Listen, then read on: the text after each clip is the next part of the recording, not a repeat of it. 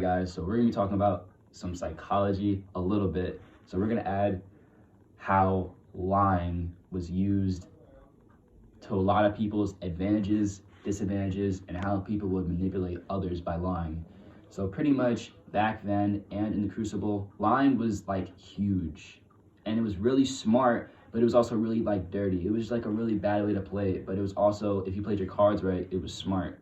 So if, let's say back then in the real life Salem witch trials in 1692, back then, if you were even accused as a witch, your credibility was completely gone. Gone, over. It doesn't matter who you are. If you were accused of being a witch and they had like a mob behind it, or just even a few people, you're most likely done. And even if you're proven innocent, which a lot of people weren't back then, if you were considered a witch, it was really hard to escape that. You were pretty much taken out of your position of power or whatever credibility that you even have in the first place. So using some psychology, people would really just try to manipulate and take some people of power down and just ruin their credibility. But another way that people would do it is they would lie so that they could protect somebody else that they love from being called a witch. Because as I said, if you were called a witch back then, you were pretty much already done. You were done, because back then there was no evidence, there was no nothing. There was just one word against another person's word. And back then, this word was so dangerous and so serious that if you were considered a witch, you could just consider yourself already dead. So what some people would do was that they would lie. Lie and say, hey, I know you think that this person's a witch, but actually, let's say this person's a witch. And then they'll put all their attention on this person, protecting the person that you love. And this is extremely manipulative, but it would actually work. This would actually work. There were so many false accusations back then that so many innocent people would die being falsely accused as being a witch. And this was partly because people would lie to protect other people that they loved. And this would also create a butterfly effect. The people that were being accused falsely would falsely accuse other people. Everyone was being accused left and right, and none of them were witches. It's like people were being accused for nothing. You would wake up in the morning and you would have cops at your door. Well, not cops, people with pitchforks like, hey, you're a witch. And they're like, what? It was just so dangerous and so just ridiculous back then. Like, I still can't even believe that that was a thing. And kind of what I just said could also happen again. People would lie to protect their own asses. People would lie and be like, hey, I know you may be considering that I'm a witch, but did you know that this person was doing this? And they could lie, they could manipulate the situation, but at the end of the day, that's also what a lot of people would do, to lie to get their own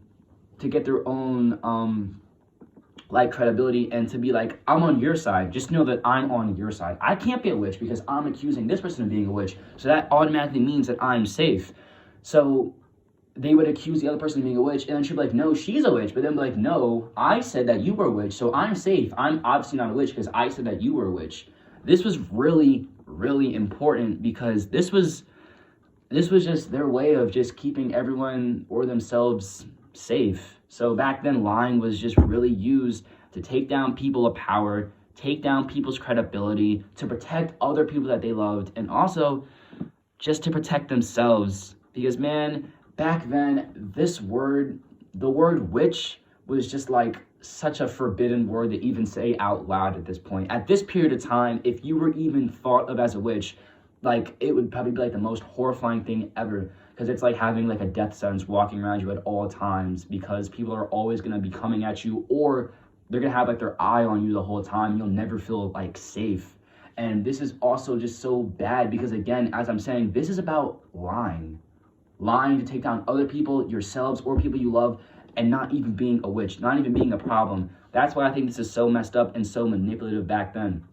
And this was also used in the Crucible. I know we all remember the scene that was literally Oscar nominated, the scene where they accused the slave of being a witch, and then she's like, no, you're a witch, and then they're like, no, you're a witch. This is literally everybody lying, and this is creating a butterfly effect. They falsely accused a slave of being a witch, and then she falsely accused someone else of being a witch, and then they falsely accused someone else of being a witch to save their own asses. This is literally a butterfly effect, and this happened in real life, and this happened in the Crucible. This is a main thing throughout the entire story. And also, I know this isn't about being a witch, but John Proctor, when they were going to hang him at the end, the girl was trying to lie and be like, say that you didn't do it. Say that you did not do it, so she could protect someone that she loved, John Proctor. She said, say that you did not do it. But John Proctor, he refused to lie, so he ended up dying.